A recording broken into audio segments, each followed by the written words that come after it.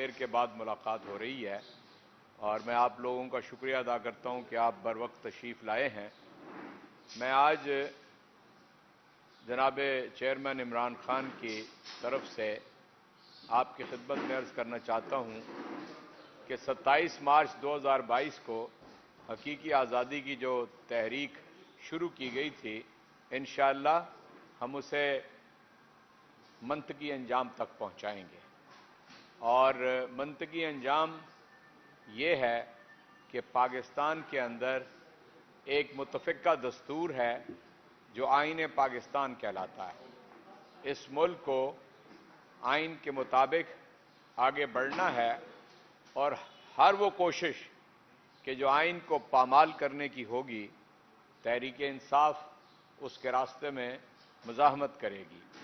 और मुज़ाहमत में हम इस बात का ख्याल रखेंगे कि हम कोई पुरतशद्दुद रास्ता इख्तियार न करें और पहले से मुआशी तौर पे डीरेल होती हुई पाकिस्तानी कौम को मज़ीद मुश्किलात से दो चार नहीं करेंगे।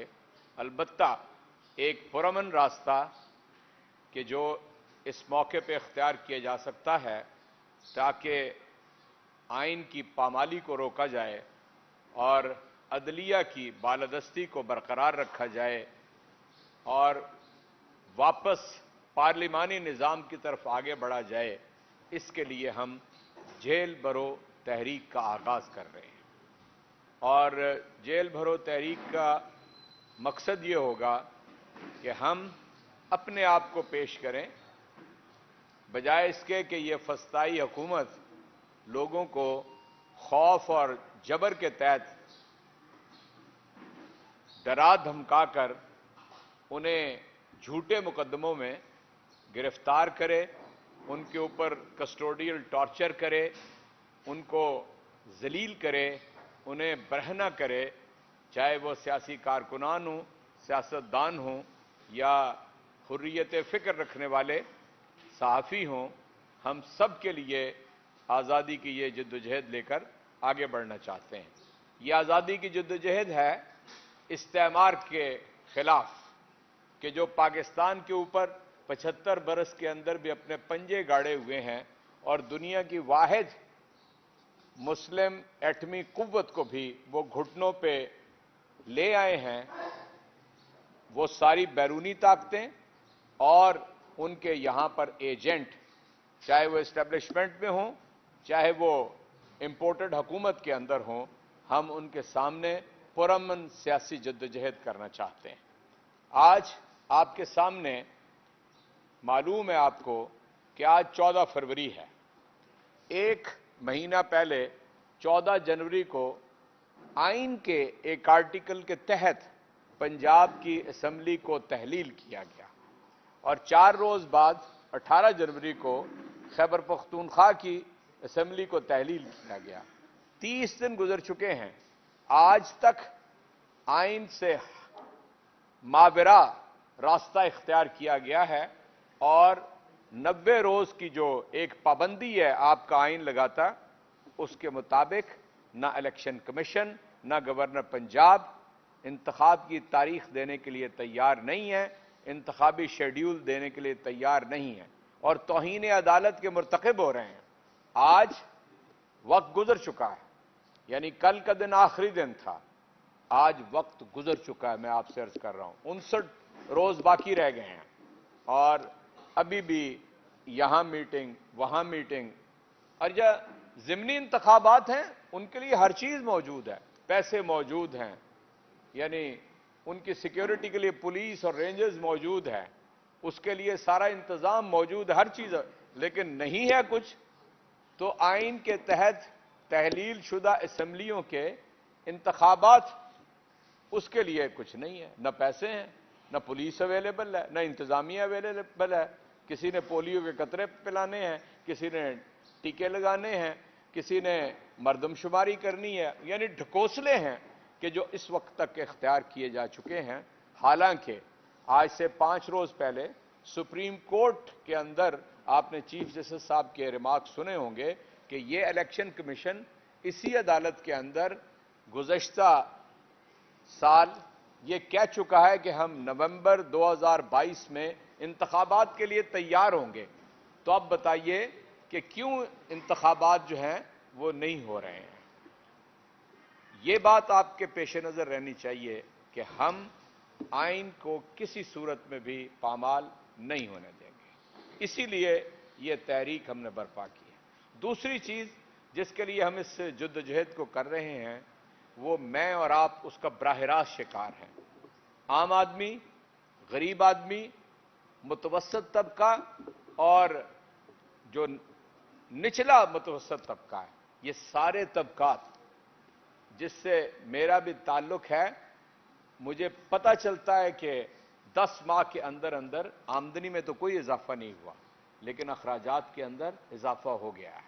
और अगर परचून के आप कीमतें रखें, ये मैं एसपीआई और सीपीआई को डिस्कस नहीं करना चाहता, मैं एक आम आदमी हूं, जाके बाजार से सामान खरीदता हूं, तो मुझे अंदाजा होता है कि तकरीबन यानी कीमतें 1/3 से निसफ तक बढ़ गई हैं।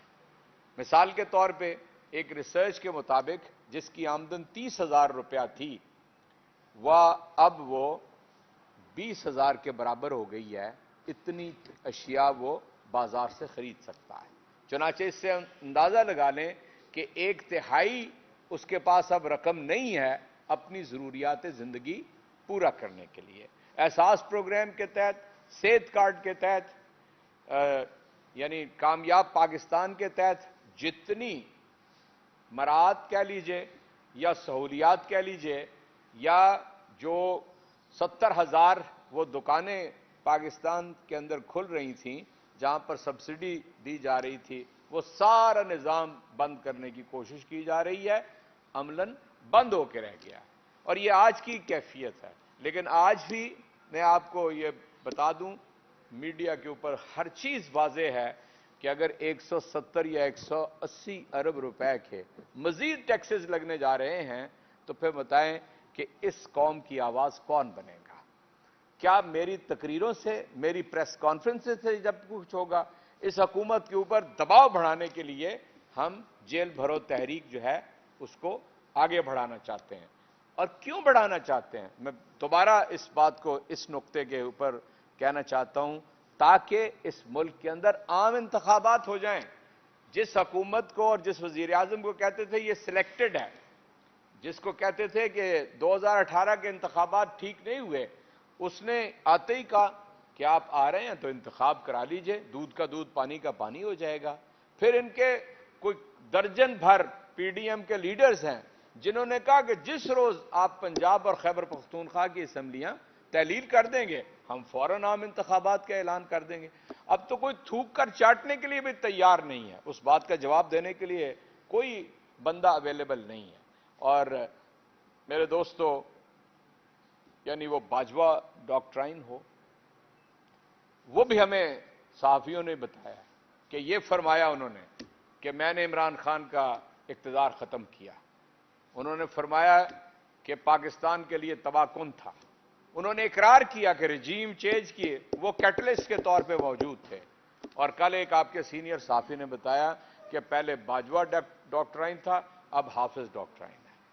मुझे बताइए कि क्या ये मुल्क एक आइन नहीं रखता?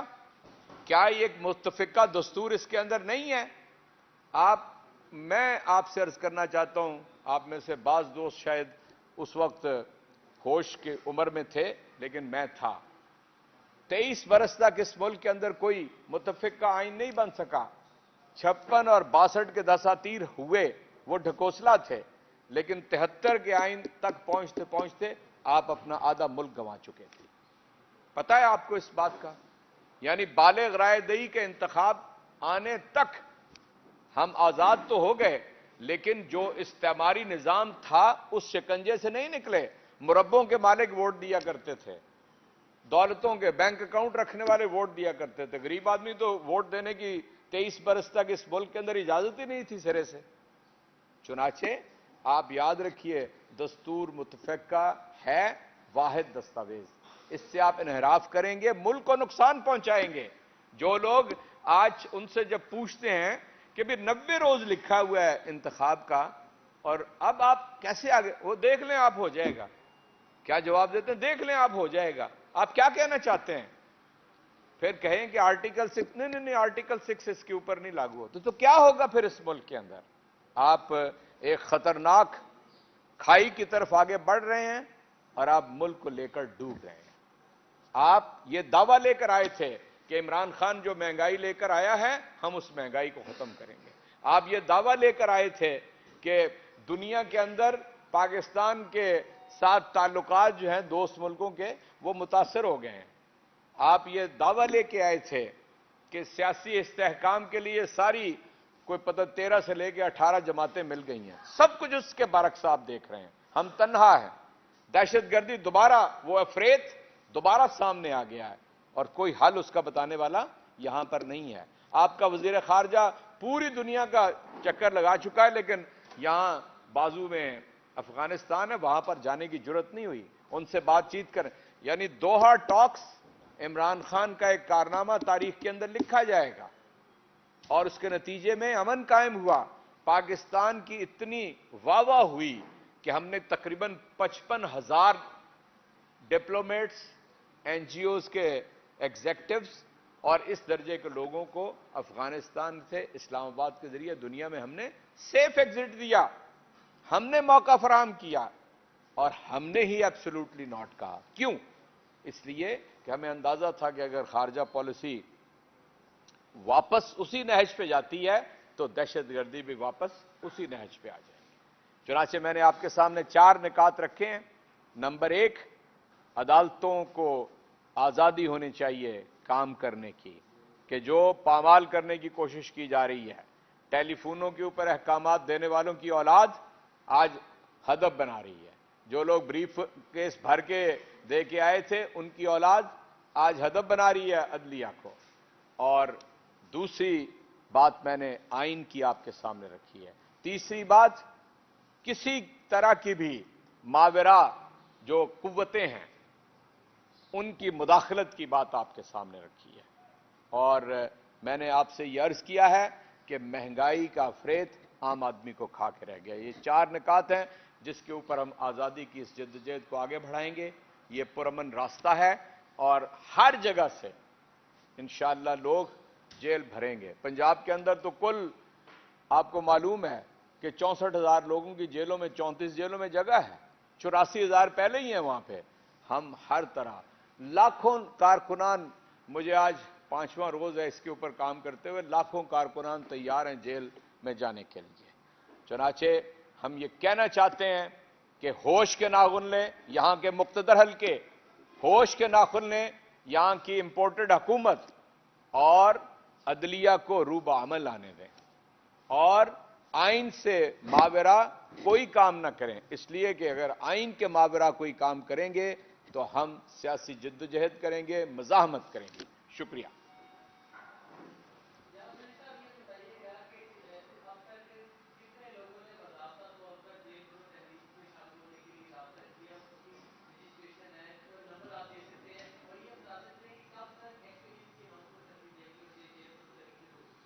मैं आपसे लाहौर के फिगर्स शेयर कर सकता हूं। लाहौर में कोई 32-3300, यानी मैं कल लाहौर से निकला था तो बाकायदा रजिस्ट्रेशन हो चुकी हैं। बाकी किसी ज़िले की आदाद शुमार नहीं है। मैं गुज़श्ता रोज़ पेशावर गया था, वहाँ पर रीजन की मीटिंग थी। जो पेशावर रीजन है उसमें 6 अजला आते हैं, वो इस काम को शुरू कर देंगे। आज मैं कुछ देर के बाद रावलपिंडी जाऊँगा। तो इस तरह ये बतदरीज हम इसको आगे बढ़ा रहे हैं और ये इंशाअल्लाह ये पूरे मुल्क जो फीडबैक आ रहा है वो यही है कि लाखों लोग इसके लिए तैयार हैं। जो दूसरा सवाल आपने किया है मुझे उसकी इजाज़त दे दीजिए, मैं जवाब दे दूं। ये जिस रोज़ हम समझेंगे कि अब पूरा निज़ाम मुअत्तल करके और इंतखाबात से इनहराफ किया जा रहा है, वो पहला दिन होगा। सबसे पहले लाहौर के अंदर गिरफ्तारियां पेश की जाएंगी।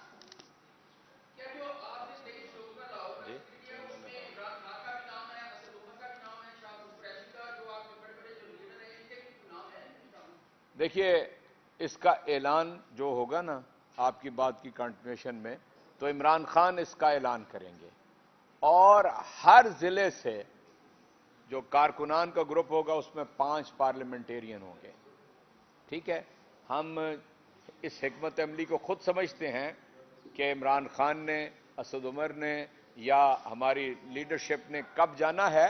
आपको मालूम है कि हमारे कोई 600-700 अरकान असम्बली मौजूद हैं। इस तरह हम इसको आगे बढ़ाएंगे। कारकुनान तन्हा नहीं होंगे, हर ग्रुप के साथ 5 पार्लियामेंटेरियंस होंगे। शुक्रिया जनाब।